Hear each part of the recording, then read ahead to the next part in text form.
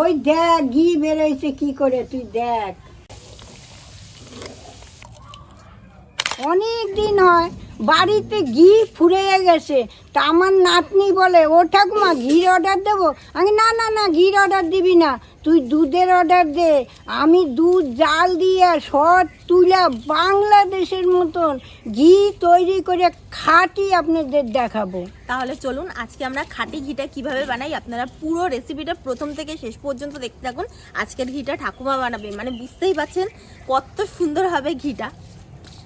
এই দেখেন, এই জায়গা 1 কিলো দুধ ছিল, আমি কিন্তু শুকাইয়া 500-600 করছি, জানেন। যত শুকাবো তত মোটা হবে। তা আমি কিন্তু শর্টটা তুলি না, আমি জাল দিয়ে রেখে দিই, শর্টটা পরে তারপর ফ্রিজে ঢুকাই, তারপর দিন বের করে আমি শর্টটা বের করে নিই। তো আপনাদের আরও একটা জিনিস দেখাই, আমরা কতদিন ধরে শরটা জমিয়েছি খালি দেখুন, অনেকটা পরিমাণে সর হয়েছে। প্রায় 10-12 দিন মতো আমরা সরটাকে শুকিয়েছি, মানে ফ্রিজে রেখেছি, একদম ভালোভাবে কিন্তু সরগুলো জমে গেছে। এখন এই দুধ থেকেও কিন্তু আমরা সরটা তুলে নেব। সরটা কিন্তু অনেকটা মোটা হয়ে জমেছে, আপনাদেরকে দেখালে বুঝতে পারবেন, ভেতরে রয়েছে তো।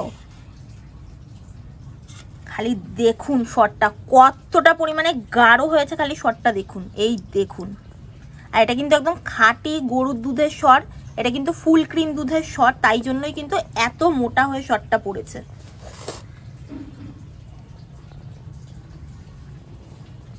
ঠাকুমা আমি তো কোনোদিনও ঘি করিনি, তুমি আমাকে বলো কি কি করতে হবে, আমি করে দিই। এই বড় গামলায় ঢাল, তারপরে গোট। পুরোটা ঢালবো? হ্যাঁ পুরোটা ডাল, কাঁচাই কুচি। বাবা অনেকটা হয়েছে তো ঠাকুমা, হ্যাঁ অনেক দিনের সর, বাবারে বাবা দেখ, অনেক দিনের সর, এটা প্রায় 10-12 দিন তো হবে। হ্যাঁ ভালো করে কাঁচা, মাখন আছে।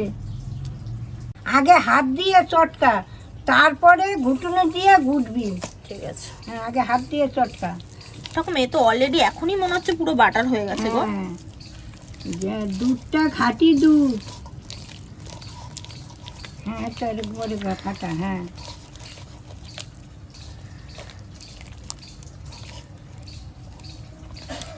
আমাদের সময় আমরা কি করতাম, শিল নোড়ায় বেটে নিতাম, জানেন।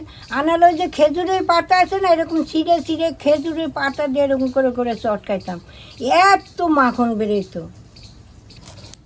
এখন এতগুলো সর শিল নোড়ায় বাটা যাবে না, ওই জন্য আমরা আজকে ঘুটুনি দিয়ে ঘুটে নেব। হাত দিয়ে একবার তো ফেটিয়ে নিলাম, এবার এই ঘুটনি দিয়ে ভালো করে ফেটাতে বলেছে।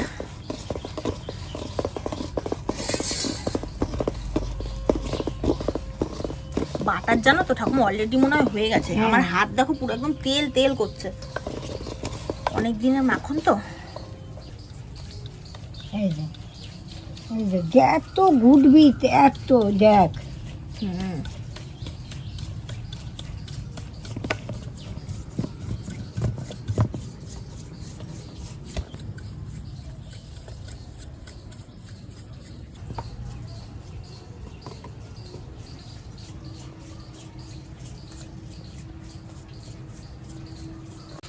ঠাকুমা একটু করলো, আবার আমি একটু করছি, মানে কতক্ষণ ধরে করছি দেখুন। বাটাটা কিন্তু অলরেডি ছাড়াও শুরু করে দিয়েছে, এই দেখুন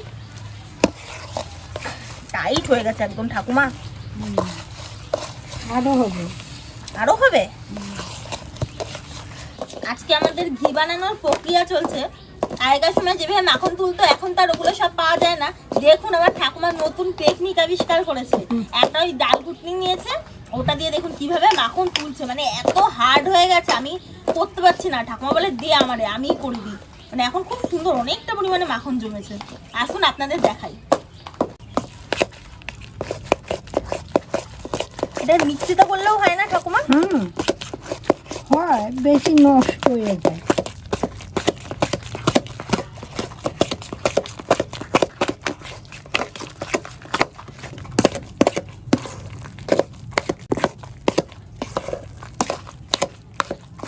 আজকে কিন্তু ক্যামেরাম্যানেরও কোনো ছাড় নেই, এরা করতে করতে সব হাত ব্যথা হয়ে গেছে, এবার আমাকে দিয়েও করাচ্ছে, দেখুন।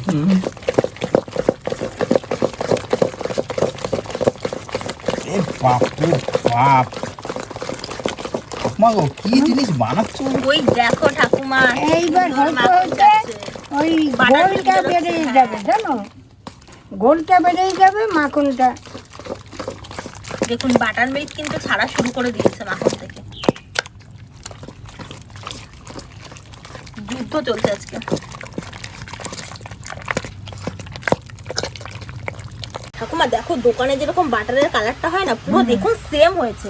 একদম একদম।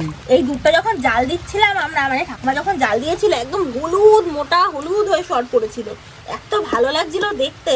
আর এখানে যে বাটার মিল্কটা তৈরি হয়েছে এটা কিন্তু আমরা ফেলবো না, এটা দিয়েও কিন্তু আজকে পনির বানাবো। কিভাবে বাটার মিল্ক দিয়ে পনির বানানো হয় চলুন আপনাদের এটাও দেখাবো আজকে। তো আমাদের কিন্তু ফাইনালি বাটারটা বেরিয়ে গেছে। এখন এর মধ্যে কিন্তু একটুখানি ঠান্ডা জল দেবো, আর তার সাথে সাথে কিন্তু ফ্রিজের ঠান্ডা বরফ দেবো, তাহলে কিন্তু মাখনটা একেবারে সুন্দরভাবে উঠে আসবে। এখন এর মধ্যে আমি একটু ঠান্ডা ঠান্ডা জল দেবো, তাহলে মাখনটা একদম সহজে উঠে আসবে।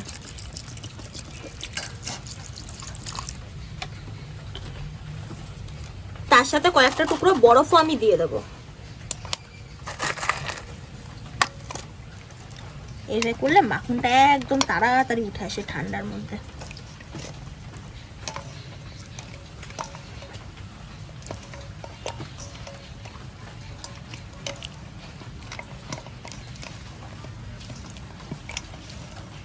এই দেখুন মাখনটা কিন্তু কত সুন্দরভাবে জমাট বেঁধে একদম উঠে আসলো। এখনো কিন্তু মাখনটা আরেকবার আরো 2-3 বার করে আমি ধোবো, যতবার না সাদা জল বেরোবে। এটাকে তুলে আপাতত এখানে একটু রেখে দিই। এই বাটার মিল্কটা এখন আমি একটা বয়ামের মধ্যে ঢেলে নিচ্ছি, এটা দিয়ে পনির বানাবো। এই বাটারটা আমি আর একবার ধুয়ে নেব, যতক্ষণ না ভালো একদম সাদা জল বেরোবে ততক্ষণ আমি ধুয়ে নেব বাটারটা। আর একদম ঠান্ডা জল দিয়ে, একদম ঠান্ডা জল দিয়ে কিন্তু আমি ধুতে থাকবো।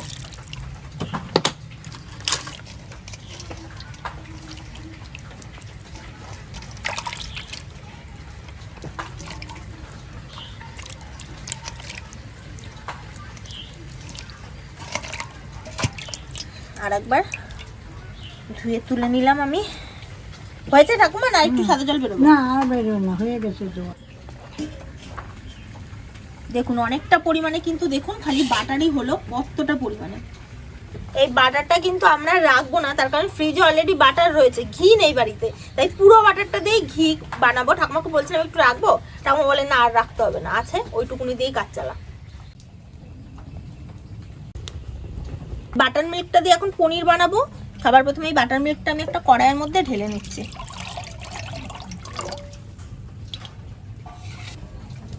এখন এটা উনুনে বসিয়ে দিই। বাটার মিল্কটা অলরেডি ফুটতে শুরু করে দিয়েছে। এখন এর মধ্যে আমি এই যে ভিনিগার গোলা জলটা আমি দিয়ে দেবো।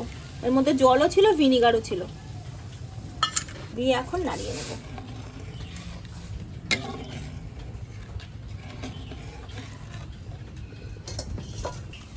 এই দেখুন পনিরটা কিন্তু আমার একদম হয়ে গেছে, এখন আমি নামিয়ে নেব। এই দেখুন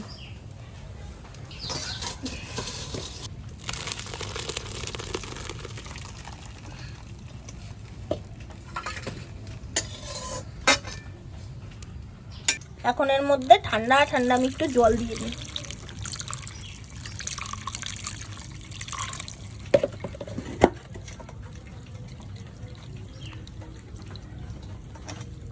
অনেকটা পনির হবে ঠাকুমা, তাও 150 গ্রাম মতো হবে বলো?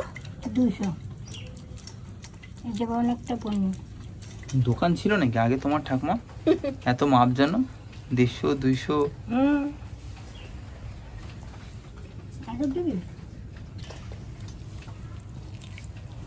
এটা জলটা ভালো করে আমি চিপড়ে নেব।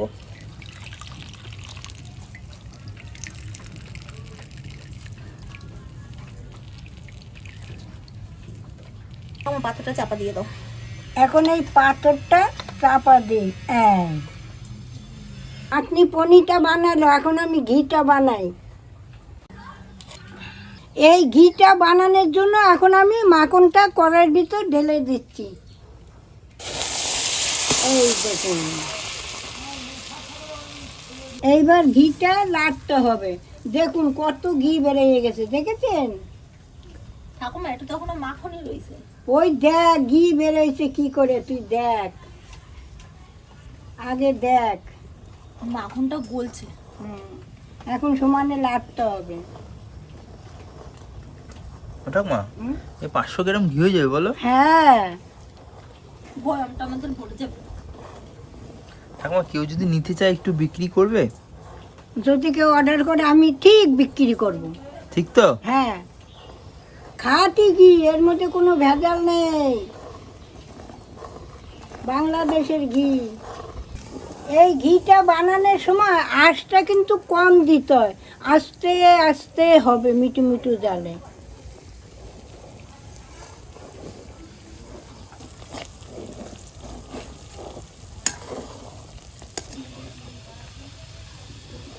আমি কিন্তু ঘিটা একটু কড়া পাকে বানাবো।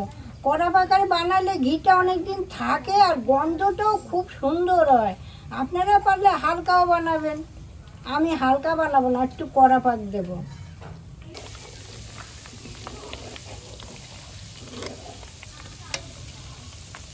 এই দেখুন, ঘি হওয়াটা বোঝা যায় কি করে?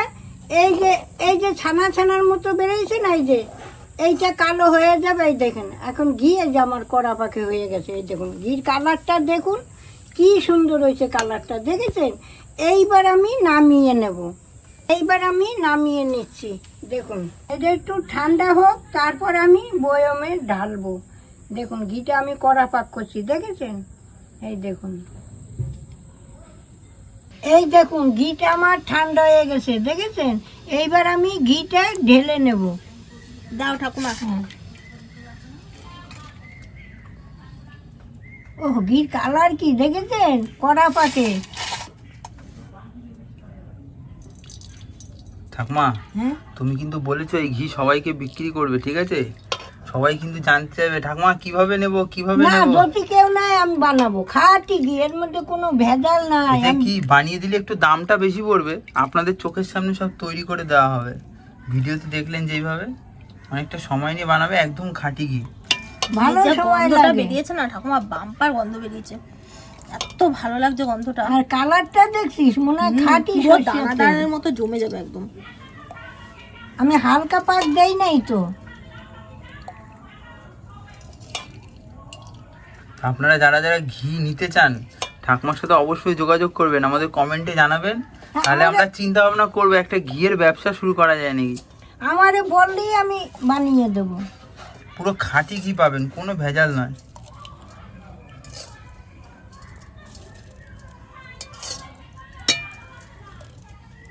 দেখুন একদম খাঁটি গাওয়া ঘি কিন্তু একদম রেডি, পুরো একদম হাফ জার মতো হয়েছে। ওজনে কতটা হবে ঠাকুমা তাও? এই জায়গায় 300 ঘি তো হবে। 300 হবে? হ্যাঁ, তার বেশি ছাড়া কম না, 300 350 হবে। ঠাকুমা তাহলে কিন্তু আমরা একটা নতুন ব্যবসা শুরু করছি ঘিয়ের, ঠিক আছে? আমাদের যে বলবে আমি 15 দিন ধরে দুধ আনবো, করে করে বিক্রি মানে করবো। ঠাকুমা দেখো তাহলে খালি দুধের সদ দিয়ে আমরা কত কিছু তাহলে বানালাম, বাটার মিল্ক বানালাম, বাটার বানালাম, পনির বানিয়েছি, আবার ঘি বানালাম, মানে কত কিছু হ্যাঁ, হয়। দুধের দিয়ে কি হয়? হ্যাঁ, এই পনিরটাকে একটু ফ্রিজেও রেখে দিয়েছিলাম আমি, দেখি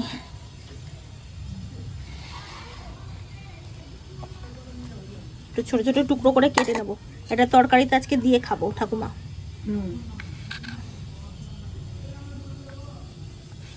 আর একটু জমলে ভালো হতো বলো। আর একটু থাকলে আর একটু জমতো। দেখুন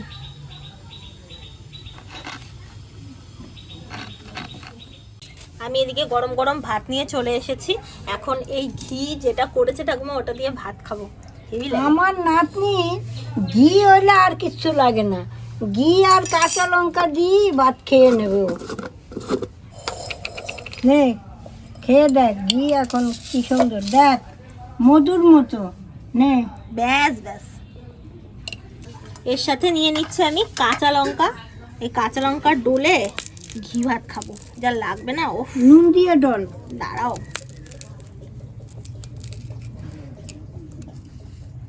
অল্প একটু নুনও নিয়ে নিই।